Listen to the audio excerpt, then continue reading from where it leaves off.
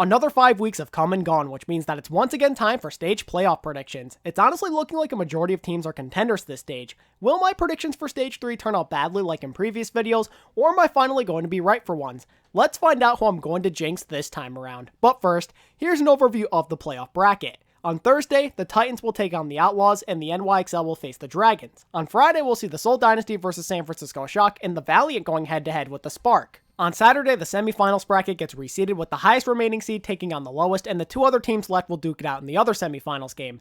Then on Sunday, the stage playoffs will conclude with a grand finals matchup between the two winners in the semifinals. Alrighty, now it's time for my official predictions for the stage 3 playoffs. Let's begin with the Thursday matchups. Game number 1 will be the Vancouver Titans versus Houston Outlaws. The Titans, who suffered their first regular season loss to the Valiant, will be facing off against yet another team who uses quite a bit of Sombra.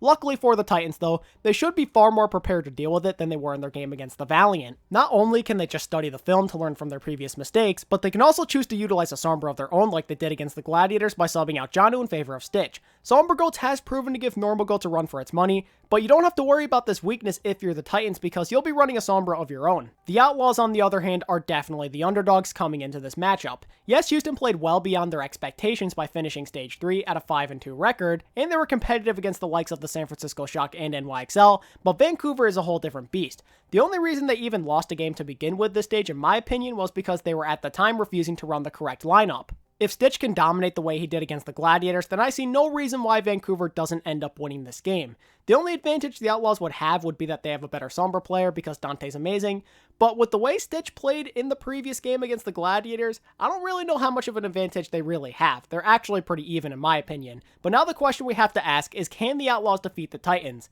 Well, it's definitely possible. I'm not going to sit here and say Houston has no chance. If they have good follow-up when Dante uses EMP and they pressure Bumper constantly, then there's definitely a small chance they could win. In the end, however, I believe the Titans win this series 3-1. The only reason Vancouver couldn't really do what they wanted in the past against the Valiant, let's say for an example, was because they weren't using a good enough Sombra, but now that they've solved this problem, it's hard to imagine that they wouldn't be able to match whatever the Outlaws throw at them, and Vancouver's aggression in any sort of Goats composition is really hard for teams to handle, and I believe Houston ends up being no different. And Vancouver isn't afraid to break out some DPS, so they could definitely match the Outlaws in that department as well. Vancouver's incredible synergy will be too much for the Outlaws to handle as their stage 3 run finally comes to a close. Game number 2 on Thursday is the NYXL versus Shanghai Dragons. I'm not gonna lie, this game could very well go either way. I personally believe that these two teams match up surprisingly well with one another. Sure, the NYXL had a perfect 7-0 stage, but they looked kind of shaky in some of those wins. The Outlaws, Spitfire, and Dallas Fuel all took them to a map 5.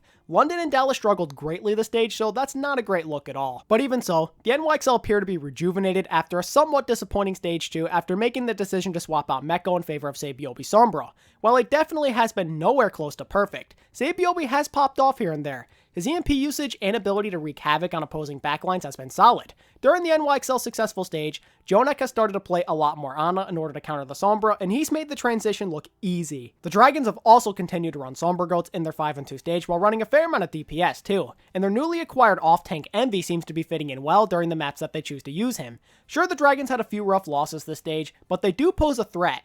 Don't let them being the 8 seed deceive you. The NYXL have a tough opponent to deal with here. Shanghai appears to match up pretty well in terms of Sombra Goats and DPS, and that shouldn't come as much of a surprise because for one, Ding is more than a match for Sabiobi and Libero depending on whether he plays Sombra or Pharah, and Diem is going to be able to keep up with Nene on heroes like Widowmaker no problem. It also helps that Gamsa knows how to defeat the NYXL since he did it twice on the Uprising last year. While I do believe the Dragons keep things moderately close, I see the NYXL taking the series 3-1. As much as I would love to see the Dragons win, I just don't see it happening. There's two main reasons why I feel this way. For one, Diem is nowhere near the level of Nene Zarya. You can play a lot of DPS and find success, but there are certain maps where you pretty much need to play a variation of Goats. Look at Point C of Eichenwald, for example. But anyway, if your Zarya is getting completely outplayed by the opposing one, then you're in big trouble. Zarya is your main source of damage, and if Nene is leaving Diem in the dust, then the Dragons may struggle greatly to win fights. My other issue with the Dragons is their support line. Don't get me wrong, Koma and Luffy have proven to be formidable, But Jonek and Anima are in a league of their own. Luffy in particular needs to have a phenomenal day if the Dragons even want to have a chance. And I personally don't see Luffy making the same kind of plays that Jonek does using the Ana. I predict that Diem and the Shanghai support line will not be able to keep up as the NYXL advance to the semis. Moving on to Friday's matches, we start things off with the Dynasty taking on the Shock. Although Seoul got dominated in their loss to the Shock earlier this stage, the Shock appear to be pretty vulnerable right now. Losing to both the Hunters and Outlaws is proof of this. If you build a solid game plan around Sombra, then the Shock seem to crumble. It's mostly because they refuse to get off traditional goats or have Violet switch onto the Ana a lot of the time, but still. This is a weakness that Seoul could exploit. If the Dynasty decide to run a Sombra, then they have to execute better than they did in week 2. Whoever plays the Sombra, whether it's Michelle or Fitz, needs to do a good job of coordinating with his team and getting some good hacks onto the enemy support line. Follow up was something they were also lacking previously, so if they can improve upon these things, they should be in a good position to win the set. However, the San Francisco Shock are still a formidable team. They do have a weakness to Sombra, but that could very well vanish if Violet swaps onto the Ana. And who knows, the Shock may have something special planned for the playoffs. Maybe they run Sinatra on Sombra a bit more often, or perhaps they sub out Choi Obin in favor of Architect or even Striker. The Shock weren't born yesterday. They know they ran into some issues, and I highly doubt they're going to sit there and do nothing about their obvious weakness, especially when you consider the fact that they have Krusty of all people in charge of their team. While I definitely think Seoul could win this game, the Shock in my eyes are still the superior team.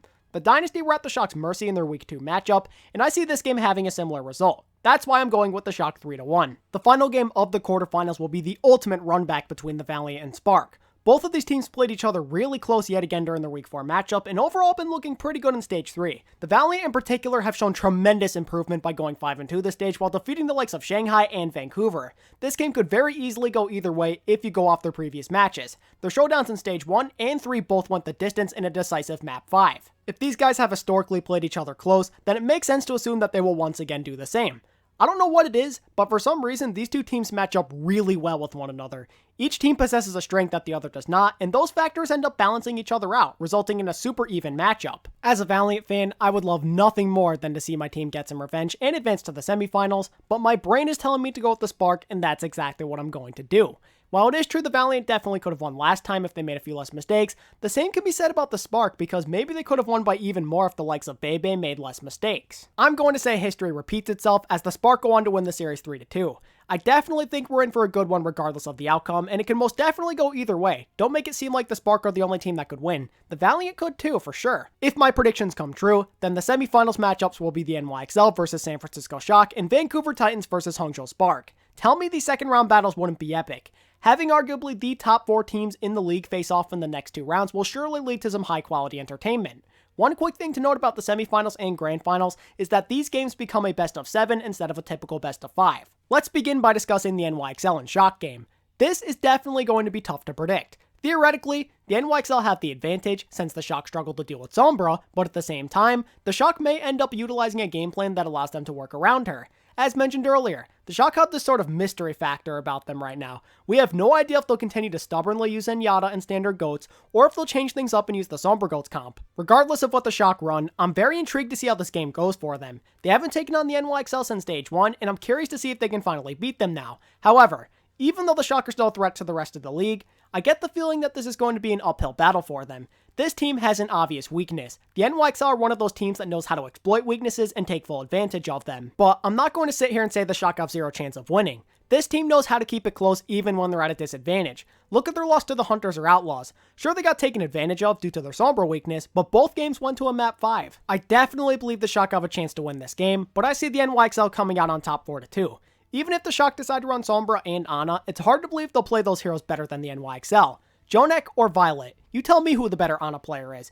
If I could count on one of these guys to make big plays for the team on this hero, then I would go with Jonek without a doubt. Also, I predict that Sabiobi will have a really good day while outplaying anyone who decides to play Sombra on the Shock. And if the Shock do decide to run a lot of Zen, then I definitely think Sabiobi is going to make Violet's life a nightmare like he did that time against Badoshin when the NYXL destroyed London. In the other semifinal game, if my predictions are correct, we will see the Vancouver Titans taking on the Hangzhou Spark. Historically, Vancouver has proven to be the better team, but I get the feeling the Spark are going to push them to their limits this time. The Spark are dark horse contenders. Although they lost 3-1 in their most recent bout, the Spark matched what the Titans threw at them pretty well. They even won Horizon Lunar Colony pretty convincingly. In my opinion, the Spark actually match up with Vancouver really really well. The one real weakness the Spark have lies within Bebe's poor decision making, but if he's smart with his ult usage on Zen, then there won't be an easy weakness to exploit if you're Vancouver. The Titans have made improvements by deciding to commit the Stitch on Sombra, like I said before, but I feel that the Spark are one of the best teams when it comes to dealing with her and countering her. The Spark can also play a Sombra of their own if they'd like. Overall, I believe that this matchup is hard to predict,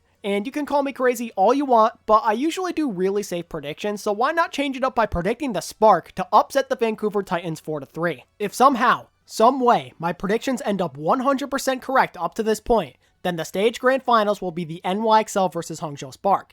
That would be a pretty interesting game considering the fact that these guys have never played each other before yet. Kind of like with almost every other match in this playoff bracket, this game could definitely go either way. I'm interested to see how the Spark handle the NYXL's patient playstyle. While the NYXL appear to have the advantage in a majority of the 1v1 player matches, I already picked the Spark to beat Vancouver, and I believe the Titans are a better team than the NYXL, so I might as well full send it and say the Hangzhou Spark defeat the NYXL 4-2 and win the grand finals. Because these two teams have never played each other before, it's hard to say who's better. I think this game comes down to how well the Spark handle the Sombra. If it's anything like what we saw from the Valiant, then they should be just fine. If the Spark make the grand finals like I'm predicting them to, I see both Godsby and Gushwei having the games of their lives. The NYXL are also known for choking, so the odds of them underperforming are a little higher than you'd expect. This team for some reason tends to get sloppy in the playoffs. I don't know why exactly, but they let the pressure of the big moments get to them.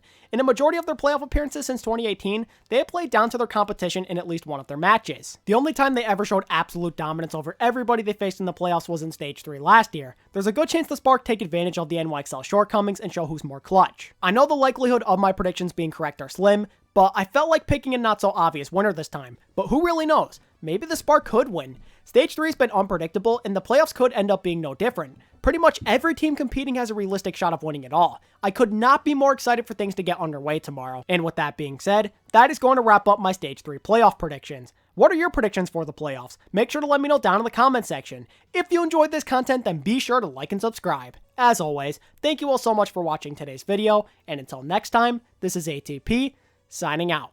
Peace.